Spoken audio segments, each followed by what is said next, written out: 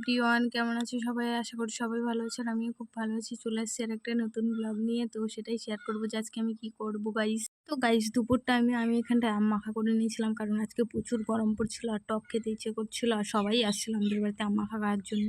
তারপরে গাইস আমটাম খেয়ে স্নান করে আমি চলে আসছি আবার বিকেলের দিকে মাঠে, কারণ আজকে মা বাড়িতে ছিল না, মাসি বাড়িতে গেছে। তো আমাকে গরু নিতে বলছে, তো তার জন্য এই জমিতে আসছিলাম। মানে মাঠে দেখো আমাদের এখানটায় মানে পুরোই ফাঁকা এখন। এদিকে দেখো গাইস, ভালোই লাগতেছে, পুরা অসাধারণ। আমি নিতে চলে আসছে গরু আমাদের।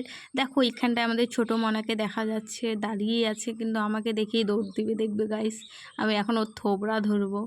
দেখছো গাইস, আমাকে দেখেই চলে যায়, কত হারামি তাহলে ভাবো। দেখো গাইস কত দুষ্টু এ, খালি অন্য অন্য দিকে দৌড়ায়, আমার কাছে তো আসেই না। সেটা হচ্ছে আমাদের ছোটো মনার মা। তো দেখো ছোটো মনার মাও ভয় পেয়ে গেছে, তো আমি একটু আদর করে নিলাম। তো গাইস আমি অনেক আগেই মাঠে চলে আসছি, তো তার জন্য এখনও মানে সন্ধ্যা হয়নি পুরোপুরি। তো গরু ঘাস খাচ্ছিল, তো আমি তার জন্য এখানটায় একটু ঘুরে ঘুরে বেড়াচ্ছিলাম। পুরো মাঠ ফাঁকা ছিল গাইস, তো তার জন্য একটু মজা লাগছিল। তো গাইস দেখো এদিকে মাঠে মানে কোনো কিছুই নেই, একদম একজন লোক টোক কিছুই দেখা যাচ্ছে না। আমি একাই ছিলাম, আর মানে অনেক দূরে ছিল। আর এখানটায় দেখো আমাকে খালি কী যে এত দুষ্টুমি করে, এক ধাওয়া দিয়েছি, দেখো কত জোরে দৌড় শাল। আর তো গাইস এদিকে আমি ভিডিও করতে করতে কোন সময় যে একদম সন্ধ্যা হয়ে গেছে, আর আমাকে মানে ইসে করতে হয়নি, ওরা চলে যাচ্ছে একা একাই। তো আমিও হাঁটতে হাঁটতে চলে যাচ্ছি এখন বাড়িতে। মানে বক বক করতেছি তোমাদের সাথে গাইস, যে কি করব, ভালোই লাগতেছে না।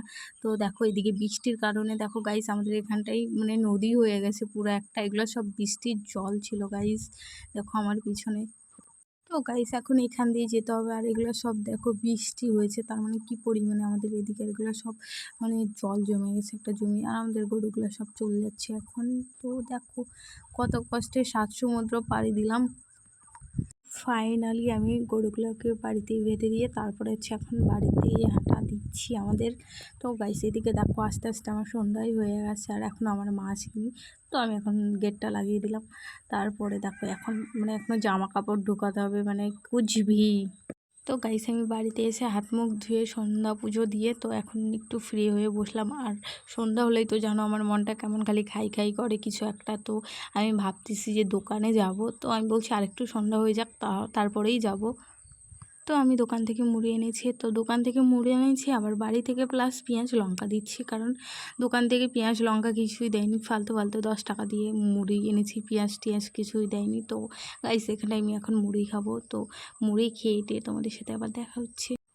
তো গাইস এখানটা আমার মুড়ি খাওয়াও হয়ে গেছে। আর তো হঠাৎ আজকে না একটা কথা মনে পড়ে গেল, যে আমার ব্যাগের মধ্যে কিছু একটা ছিল, হয়তো শায়দ আমি কলেজ থেকে এনেছি, বাট মনে পড়ছিল না। তো হঠাৎ মনে পড়ছে যে আমার ব্যাগের মধ্যে একটা ক্যাডবেরি ছিল। তো গাইস এরকম সমস্যা কার কার হয়, যে ব্যাগের মধ্যে জিনিস রেখে মানে ভুলে যায়, তারপরে 2 দিন 3 দিন পর মনে পড়ে? তো গাইস তারা কমেন্ট করো। আর আমার তো এই সমস্যাটা ছোটোবেলা থেকে কি এখনও পর্যন্ত আছে। তো চলো গাইস টাটা।